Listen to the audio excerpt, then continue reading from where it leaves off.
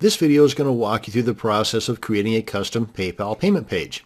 Now here's an example of a default PayPal payment page. Now let's take a look at a customized PayPal payment page. You scroll on down here to the payment button right here, go and click on this, and it takes us to the custom PayPal payment page. There we are. And as you can see, this PayPal page is a great place to continue the look or brand of your site so that your soon-to-be paying customer continues to feel comfortable in their buying process. Plus, it can even add credibility because I remember the first time that I saw a custom PayPal page, I thought that these people I'm buying from must be some kind of big shots with their own logos on a PayPal page. Well, I've since learned that it's not that difficult to do, as I'm about to show you. Now, you're allowed to create up to 3 customized payment pages per PayPal account. Now, with multiple custom pages, you can set one for your primary page that will show up all the time unless you designate one of the other pages for an even greater custom look for you and your customers. And I'll show you here in a second how to designate the non-primary payment page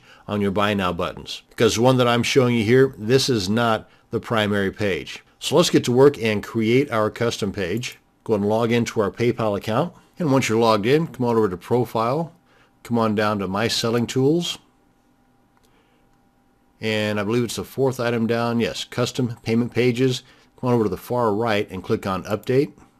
And this is where you click on Add to add a new page. First thing you want to do is give your custom page a name. And you can name it whatever you want as long as it's 30 characters or less and no spaces. And now you can add a logo image or a header image or both. Now the header image is what I showed you in that custom page I showed you a minute ago. The logo image is a little bit smaller and on a different style page. The logo image is 190 pixels wide by 60 pixels high, and the header image is 750 by 90. Again, these are maximum sizes, and you might want to go ahead and stick with the max. It just gives you more landscape to work with. But both of these must be hosted on a secure server.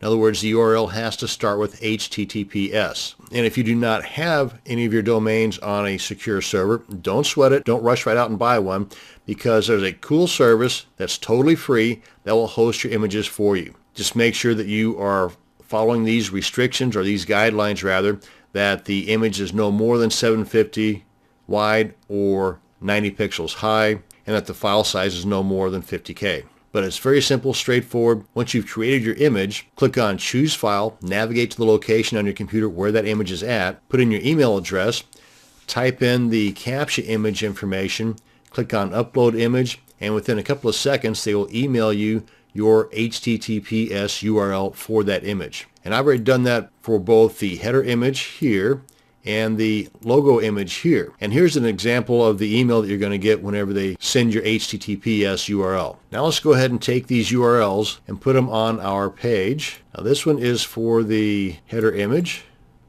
here.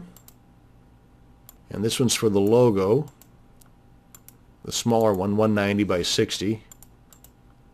And again, you can see where they start with HTTPS. And you can put in the color hex codes here if you'd like. It just adds a little more flair. Now it says here certain colors are not allowed, and you'll be given an error message up here at the top, big yellow box saying can't use this color because it comes too close to matching the color of some of the text being used. And if you want more information on the different hex codes, you can just click on one of these links here and it will pop up various colors that you can just select whichever one you think might match your particular scheme best, and it'll give you the hex code down here that you would then enter into these boxes. And they don't have to all be the same color. Again, it just depends on your personal preference. But for the time being, I'm going to leave the colors alone and just stick with the images. Then come on down here and preview, and you can preview in both the enhanced and the classic. Let's go ahead and do that. And the enhanced first. That's a picture of the logo. As you can see, there's not a lot of room to work with, but I think if done properly, this will look a lot better than just the plain old black text on white background. And this is the gradient color here that you can change that I did not change right here. Like so. So now let's take a look at the classic view.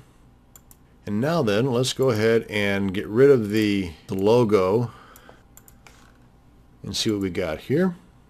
Enhanced checkout. And I like this better than having the logo in there, but again, it's totally up to you. Because if you have the logo in there, then this header image is not going to show up. You'll just have the little logo thingy stuck up there. So now you know what it looks like if you have the logo or without the logo. Let's go ahead and close this out. Go ahead and save this. Now by default, the PayPal page is the primary. You can make your custom page the primary by just selecting this button here, Make Primary. Now if we want to have the PayPal page primary, we'll put it back the way that it was. Now let's say, for example, that we want the PayPal page or one of our other custom pages to be the primary, but on occasion we want a different custom page to show up when somebody clicks on the payment button. Here's how you can override that. Come on up here and make a button. Go to Merchant Services. I'm going to go to one of my saved buttons, and we'll just go ahead and edit this button here.